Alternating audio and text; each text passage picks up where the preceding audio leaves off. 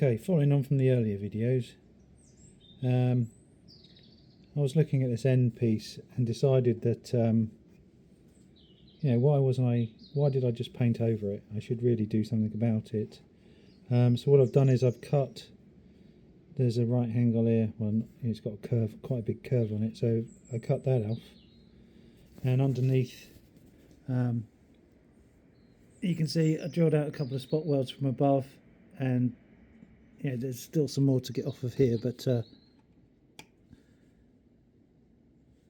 yeah, just so there were some spot welds here. I just got to finish cleaning that off, but effectively I'm going to put a piece in here and then a piece, extend this out, you know, from here all the way down, so that'll all be new metal, so I don't have to concern myself with that anymore. Okay, so this is a piece I cut off, badly corroded in there. So you can see it's got a curve going this way and obviously a curve going around for the wheel arch itself. So how do you do that? Well, I did have a shrinker stretcher which would have done that probably for me, but I sent them back because I didn't think they worked very well. So I don't have them now. So what I'm going to do is I cut out a strip of metal, and then I bent it over this. I put that in the vise, put that over it, and bent it round, so I've got a curve very similar to the curve that's there. So it goes like that. So we now need to curve it in this direction. In this direction here, and this bottom half here needs to go that way, so that the curve starts to curve around like this is what I need it to do. So the only way I can think of doing it is to once you put that effectively a right angle, there's no way you're going to straighten that out and keep that bend. So what I'm going to do is I'm going to cut some V's in here with the angle grinder, close up the V's using, just by bending this around. And then once we've got the shape we want, I'll just weld up all those slots, and there we go. The other thing I'm going to do is I'm going to cut out the bit that's going to be down here and weld that to this, so I can weld the inside and the outside, so it's effectively back to one piece of metal, and then we'll go to put it back in. Okay, so this was my first attempt. I got that curve, cut it out on a flat piece of metal. Just use that in a vise to bend to get that curve that I wanted. Then I've done some like pie cuts in here, closed it round. Then I effectively doing a cut to fit here, so it would go in like that, and you've got a little bit going down to the fold head facing downwards on the end of the seal.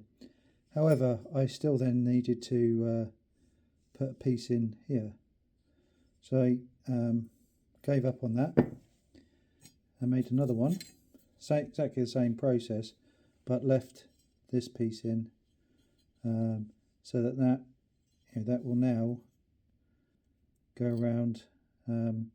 And although it's a little bit wonky here at the moment, once you weld, what I'm going to do is I'm going to weld it into place and then get this curve as nice as I possibly can, and then I might need to clear that cut a bit more, but effectively that's what I'm going to do. So let's have a look at it on the car.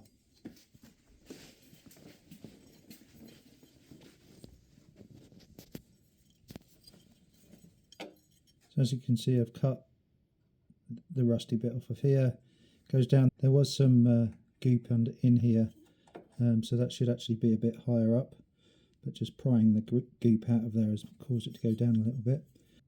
This piece here had two spot welds, obviously I cut those out,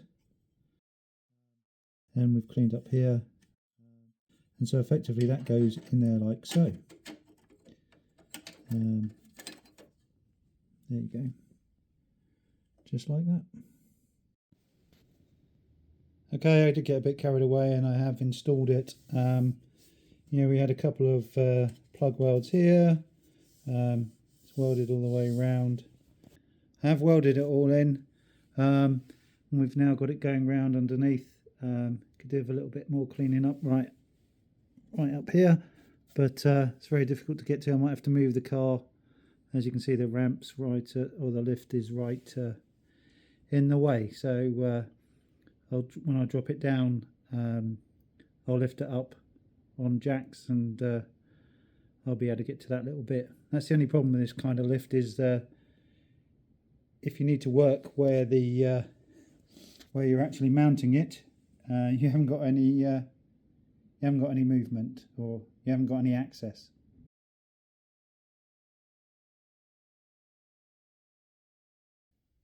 As mentioned in the previous video, I changed this spring, or both front springs, in 2022, and I've probably only done between 5 and 10,000 miles at absolute most. So I was really surprised to see that it actually broke. However, it turns out that when I went back and looked at the parts, I ordered the struts and the springs at the same time, and it turns out that what was on the order were standard springs. Now these are the cat suspension, so they have a couple of wires connected to the top that stiffen up the suspension, and so that's possibly the reason why it snapped, I should say. Not sure why that happened, but the problem then becomes, okay, let's replace them. Here's a look at the Jaguar Heritage Parts website.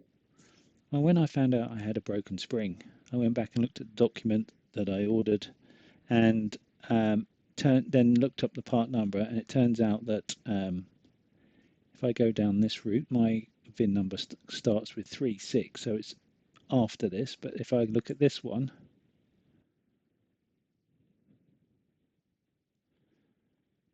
and then look up suspension, front spring and spring and damper, then look at the front,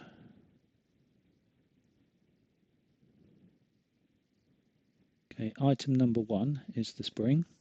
So if we look at the spring kit, there's some options. So 4 litre supercharged adaptive control is a 21276. If you don't have the performance options, the R performance option, I have the convertible. Where is it? 2-door convertible. So 20712. That's the one I got by mistake.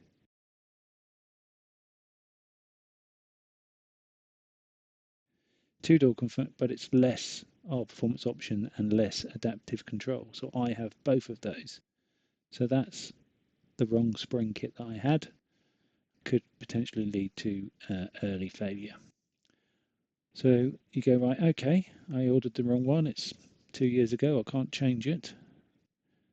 I have to get the replacement. So if I go down this one, because it's from 30,000 and mine's 36,000, so it goes from there. Again, look at the steerings and suspension, road springs and dampers, front spring and dampers. So what options have we got here? Again, number 1 is the spring. So front, less R performance, coupe. Front red and purple, 2-door convertible. Front pink and purple with the R performance option, which is what I have, but it's only got the coupe. There's no convertible, and this one's no longer available anyway.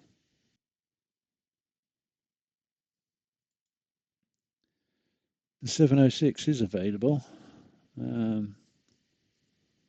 I don't. If you follow the previous path, as it were, the tree, you have the coupe and then the convertible, coupe and then the convertible. There isn't a convertible one in here, and the coupe's not available anyway. So I then tried eBay. There was a company there that provides all sorts of springs, and contacted them and actually got back the part's not available on the reproduction market. So the spring's not available on the reproduction market yet, is what he said. So I reached out to a couple of companies. One didn't respond, the other did. The only other thing is I put something on the Jaguar forum, one of the Jaguar forums, and somebody did offer me a complete set front and rear of an earlier car, early from I don't know, 98, 99, something like that. And I needed to replace bushes and things on those anyway. So it was like, well, that's not really a good idea.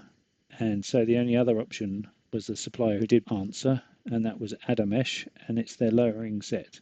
Now, I didn't want to go down that route, A, because it means I have to lower the car, and B, it means I have to do the backs as well as the fronts, and I only really needed to do the fronts at the moment. So anyway, that's where we are. That's what I got. And so let's go and unbox those that I've just received. Okay, so here's the box that arrived from Adamesh. Let's see what we've got inside. See if it's the right stuff.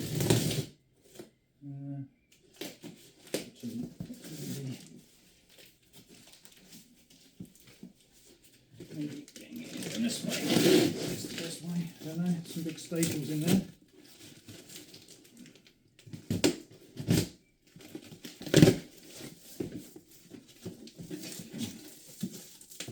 Watch out for those.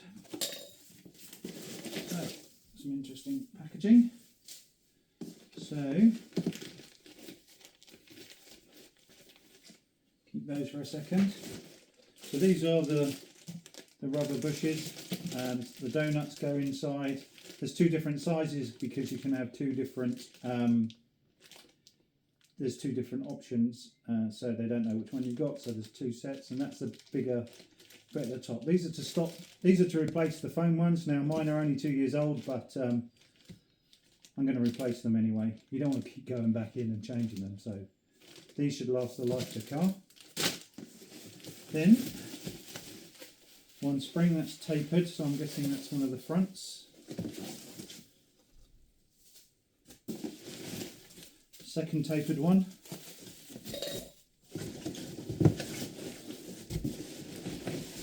Oh, straight one, so that's a rear, that's quite heavy. And the final one. Okay.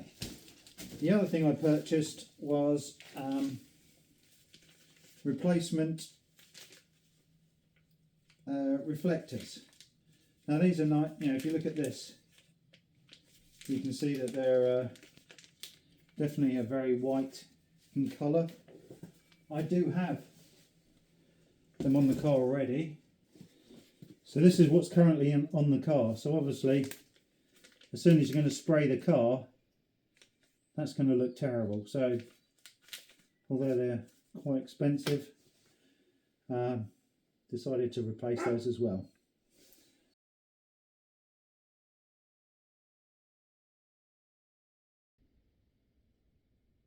Okay, so I have a compressor. I'll put a picture up of it in a sec.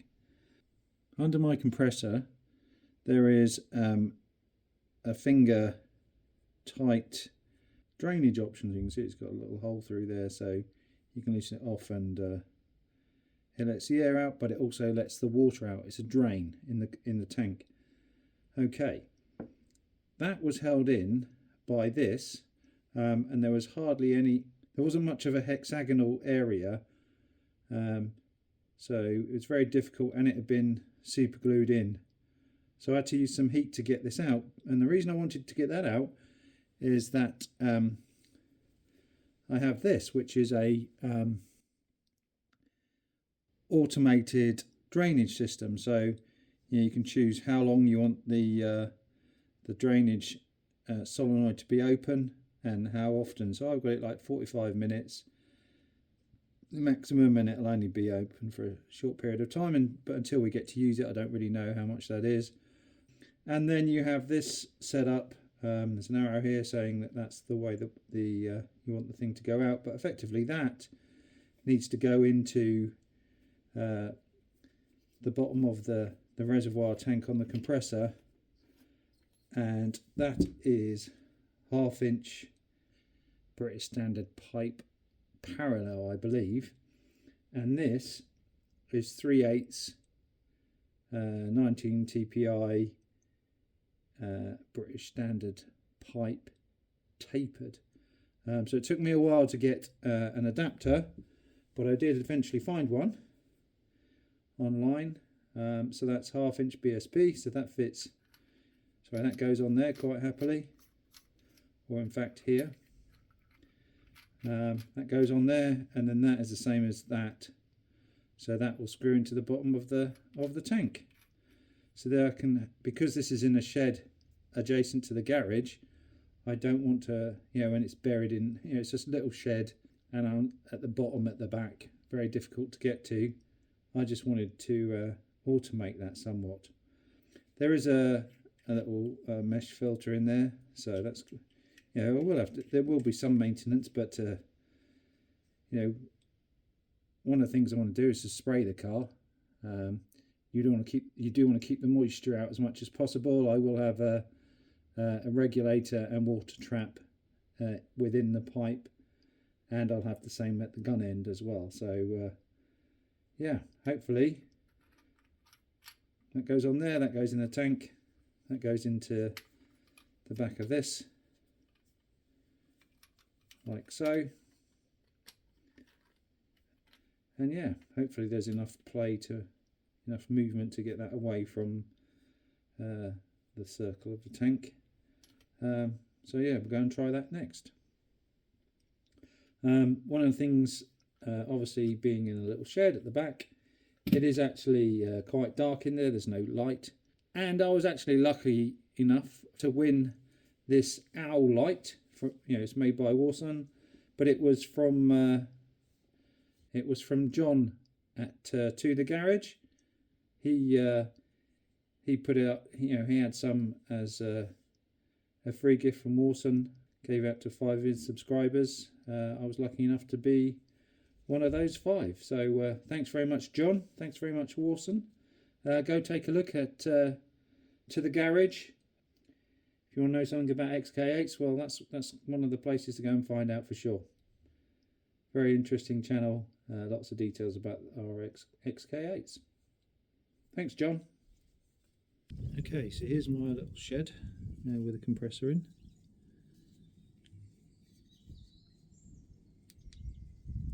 And that's me using my Warson light as a head torch. Excellent stuff.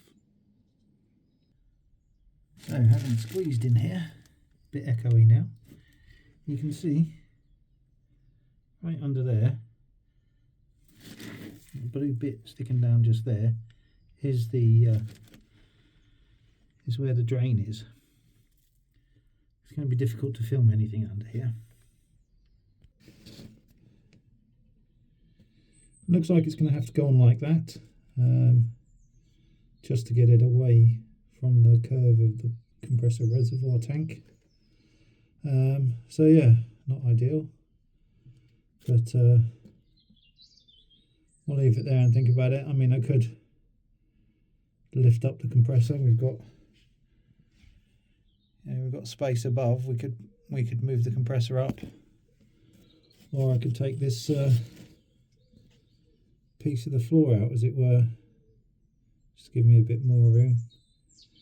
But it's very difficult to work in here, so, and even doubly difficult to video, so I'll just put it back together again and show you it completed. Give it a test.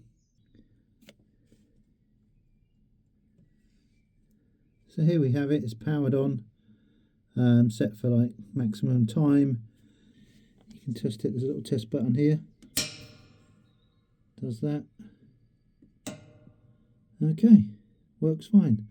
I did just put a little bit of a drain to go down behind here. You know, it's a concrete floor which goes off to a drain, so that'll be good. So that's that bit done. Obviously what we do need to do now is power on the compressor and see where there's any leaks. That's it for this video. See you in the next one. Cheers, bye.